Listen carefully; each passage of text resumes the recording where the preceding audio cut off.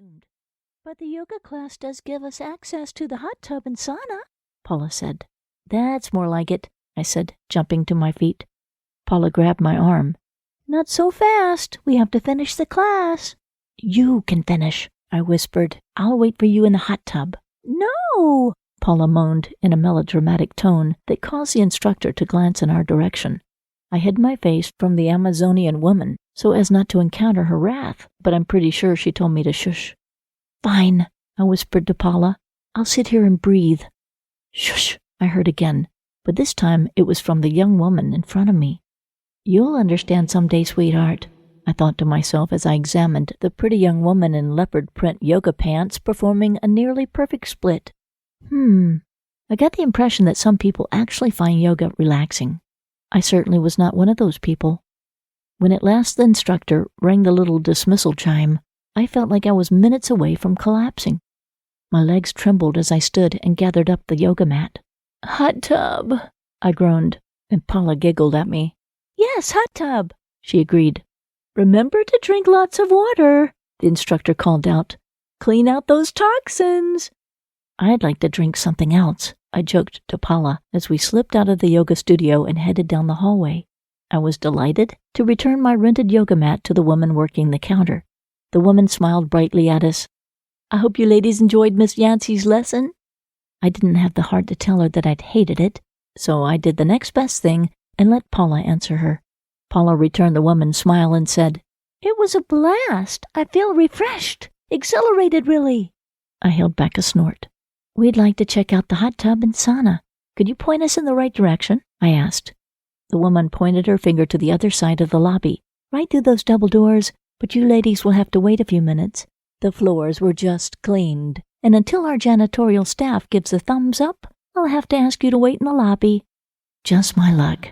I feared my sore muscles would seize up if I took another step. Paula must have been alarmed by my expression because she grabbed my arm and ushered me toward a bench. "We can hang," she said over her shoulder to the woman.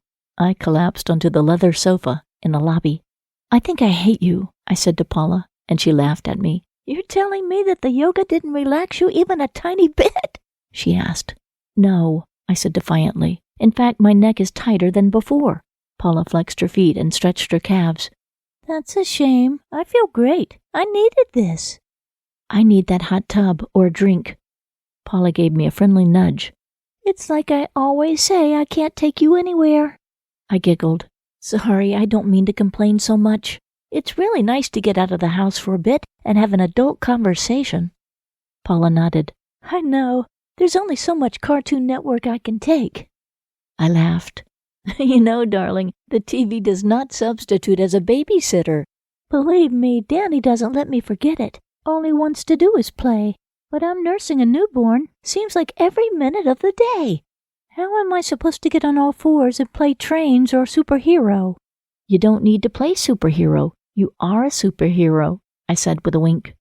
She shook her head. "It doesn't feel like it. These days I just feel tired, and at the same time all I can think about is getting back to work." "You want to get back to work already?" "That's great," I said.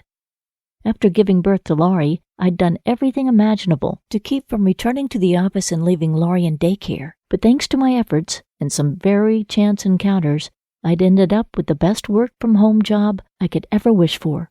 I was a PI in training.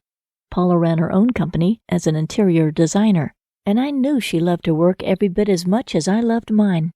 "I guess I feel guilty, though," Paula admitted. "Chloe is only 4 weeks old, and I should be all into her destined baby powder milky smell, and I'm not.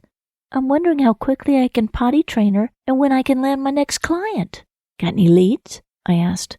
"No, I lost a little momentum with the business when David took that assignment overseas. And then, well, with the pregnancy and baby," I held up a hand. "Preaching to the choir here." "I need a new client, too. We've got to get some new connections," I said. "Yeah, I know," Paula said. "I just wish I could skip ahead to the point where my business is already successful, and I can focus on the part I like, which is talking to clients about their visions and then creating something from scratch. But right now, I have to learn to put most of my attention into marketing and finding new clients. It's not fun."